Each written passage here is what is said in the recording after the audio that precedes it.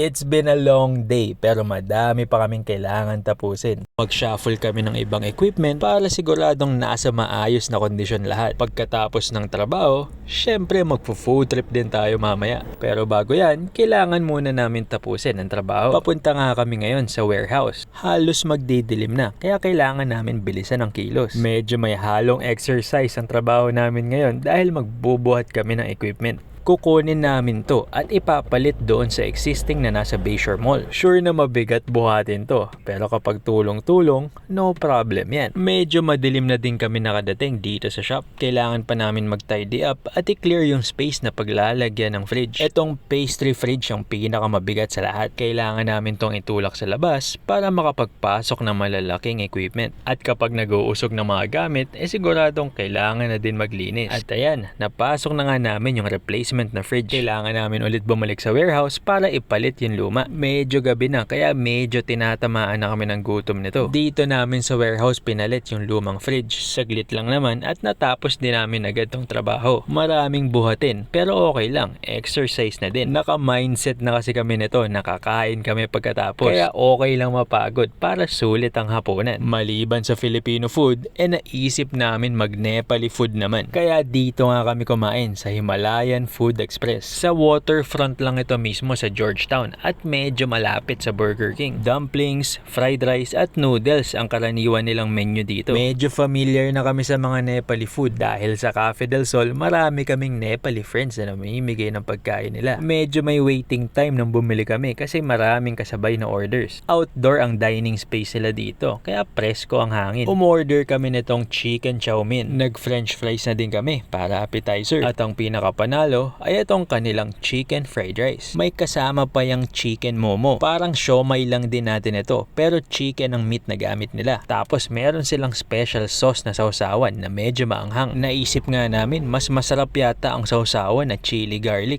toyo at kalamansi. Pero meron silang isang food dito na pinaka nagustuhan namin. Yan ang kanilang cephaly. Para siyang version ng empanada natin. Deep fried siya at medyo chewy at crispy yung dough. Parehas lang din yung sauce na sausawan dun sa chicken momo. Itong chow mein naman nila parang pansit canton version nun sa atin. Hindi tinipid ang sahog at madaming chicken chunks na kasama. Balanse lang din ang lasa, hindi maanghang at hindi maalat. Masarap na sausawan din itong fries ang kanilang special sauce. Gawa daw to sa chickpea, tomatoes at chilies. Kaya parang mas malabnaw na hummus ang texture niya. Isang nagustuhan namin dito, malalaki ang serving portion sila. Kaya sa susunod, kapag gusto namin kumain ng marami, alam na namin kung saan kami pupunta.